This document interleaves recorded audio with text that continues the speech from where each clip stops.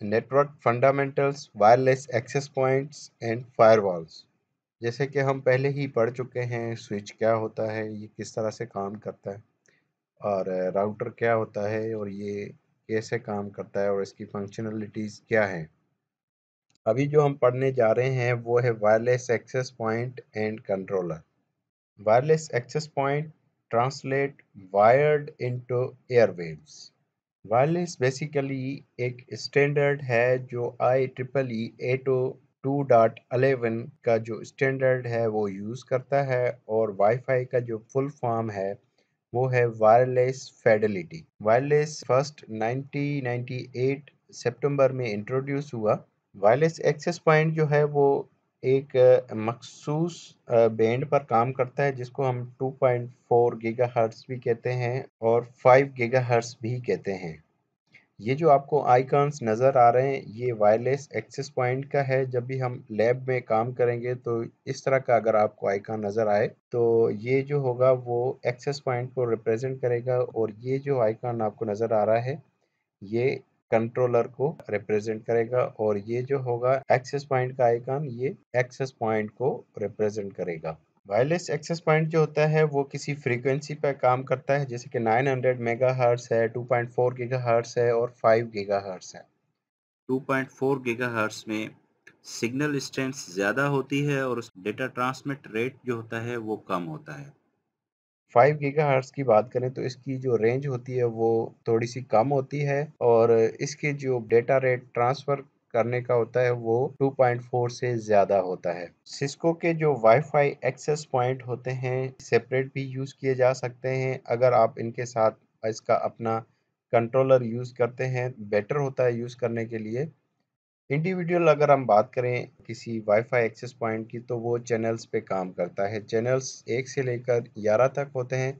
इस तरह से उनकी शेप डिफ़ाइन की गई है, और ये जो शेप डिज़ाइन होती है हमेशा जो एक्सेस पॉइंट होता है वो किसी चैनल पे काम करता है। चैनल 1 से लेकर 11 तक होते हैं।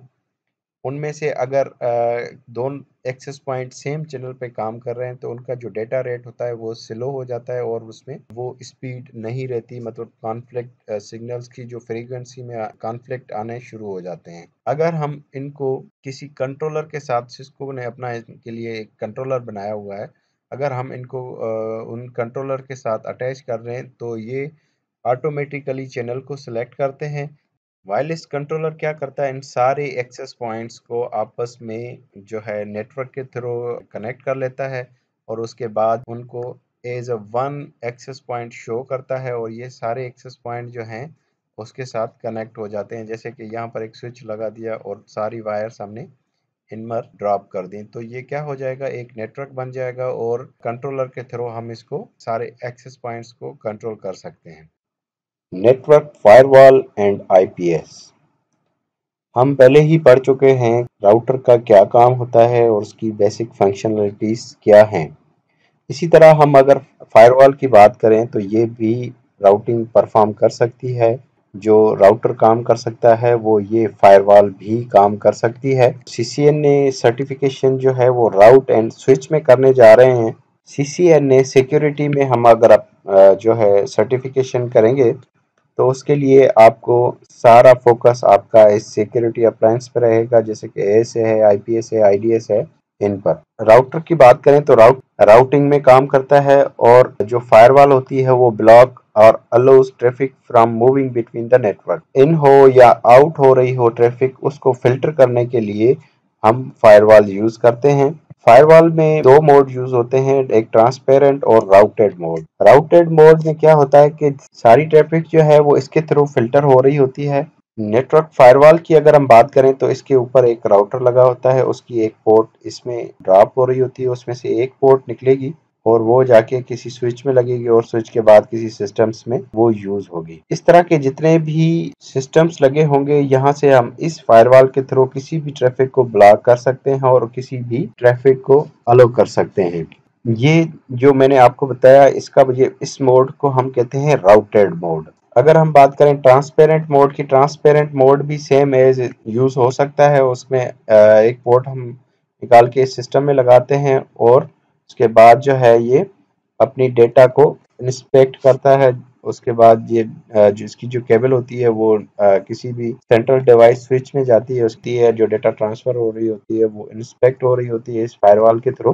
راؤٹر کی اگر ہم بات کریں، router allows everything by default, deny by exception۔ Fire وال کی اگر ہم بات کریں تو فائر وال deny everything by default and allow by exceptions۔ Us diagram کو ہم دیکھیں تو فائر وال کی جو آؤٹ سائڈ ہوتی ہے وہ ہمیشہ لیس سیکیور ہوتی ہے اور اس کا ویلیو ہم ہمیشہ 0 ڈیفائن کرتے ہیں، اور جو ان سائڈ نیٹورک ہوتا ہے وہ 100 سے ڈیفائن کیا جاتا ہے۔ اگر یہ سسٹم جو ہے یوٹیوب سے کمیونیکیشن کرنا چاہے گا تو اس کی کمیونیکیشن ڈائریکٹلی یہاں سے ان سائڈ سے آؤٹ سائڈ تک جا سکتی ہے۔ اگر ہم کہیں کہ باہر سے کوئی بندہ یا کوئی بھی سسٹم ہمارے فائر وال یا ان سائڈ نیٹورک میں ان ہونا چاہے تو وہ نہیں آ سکتا، کیونکہ اس کی جو سیکیورٹی لیول ڈیفائن ہوتی ہے 0 ہوتی ہے۔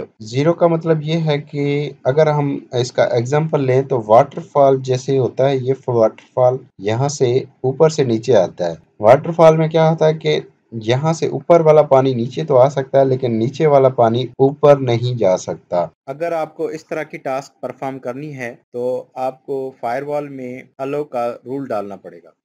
Intrusion prevention system I P S. I P S normally licensed device ہوتی ہے، اور یہ آئی پی ایس جو ہوتی ہے وہ سگنیچر بیس کام کرتی ہے۔ جتنے بھی سگنیچرز وہ اپنے ڈیوائس کے تھرو اپڈیٹ کرتی ہے، جس طرح کے اینٹی وائرس ہم یوز کرتے ہیں، اینٹی وائرس کے بھی اپڈیٹس ہوتے ہیں، اسی طرح آئی پی ایس بھی اپنے اپڈیٹس سسکو سے لیتا ہے۔ جو آئی پی ایس جو ہوتا ہے وہ انسپیکٹ کرتی ہے پیکٹس کہ آیا کہ جو ڈیٹا ٹرانسفر ہو رہا ہے اس کا جو بیہیویئر ہے وہ کس طرح کا ہے، کیا کوئی سسٹم سیم ڈیٹا بہت سی دفعہ تو نہیں بھیج رہا، یا پھر اگر وہ بھیج رہا ہے تو اس میں کیا چیز ہے، کوئی ملیشیس کوڈ تو نہیں ہے یا کچھ اس طرح کی چیزیں تو وہ ٹرانسفر نہیں کر رہا۔ اگر کچھ اس طرح کی کوئی چیز اس میں نظر آتی ہے تو وہ آئی پی ایس جو ہے اس کی وارننگ اور الرٹس جنریٹ کرتا ہے۔ اسی طرح سے آئی ڈی ایس بھی ہوتا ہے، انٹروژن ڈیٹیکشن سسٹم، اس کے لیے بھی وہ بھی یہی فائر وال اے سے 5510 یا اس طرح سے اے سے 5515 جو ماڈیول ہوتے ہیں وہ اس میں کارآمد ہوتے ہیں۔ اس میں آپ اپنے لائسنس اور اس کے جو ماڈیولس آپ پرچیز کریں تو وہ ساری فنکشنلٹیز آپ کو پرفارم کر سکتا ہے۔ اگر آپ اس کی آئی پی ایس کا جو لیب میں ماڈیول دیکھیں تو اس کو آئیکن جو ہے وہ یہ والا ریپریزنٹ کرتا ہے۔ ان سارے ویڈیوز میں آپ نے دیکھا کہ سوئچ کس طرح سے کام کرتا ہے، راؤٹر کس طرح سے کام کرتا ہے، وائرلیس ایکسس پوائنٹ کیا ہوتے ہیں اور ان کو کنٹرولر میں کس طرح سے یوز کیا جاتا ہے، فائر وال اور آئی پی ایس کیا ہوتے ہیں۔ بیسیکلی ہم جو کورس کرنے جا رہے ہیں وہ کرنے جا رہے ہیں راؤٹ اور سوئچ کا۔ اگر ہم کریں بات وائرلیس کی تو سی سی این نے راؤٹ اینڈ سوئچ بھی ہوتا ہے اور سی سی این نے آپ کا وائرلیس میں بھی ہوتا ہے، تو اس کے ڈیٹیلز میں جانے کے لیے آپ کو وائرلیس سی سی این اے کرنا پڑے گا اور اس کی سرٹیفیکیشن کے جو ٹریکس ہیں وہ آپ نے اسٹڈی کرنے پڑیں گے۔ اور اس طرح سے اگر آپ نے سی سی این نے سیکیورٹی کرنا ہے تو اس کے لیے جو ڈیوائسز یوز ہوتی ہیں وہ فائر وال اور آئی پی ایس اور آئی ڈی ایس یوز ہوتے ہیں۔ میری ویڈیو بالکل فری ہے، آپ اپنے دوستوں کے ساتھ بھی شیئر کر سکتے ہیں۔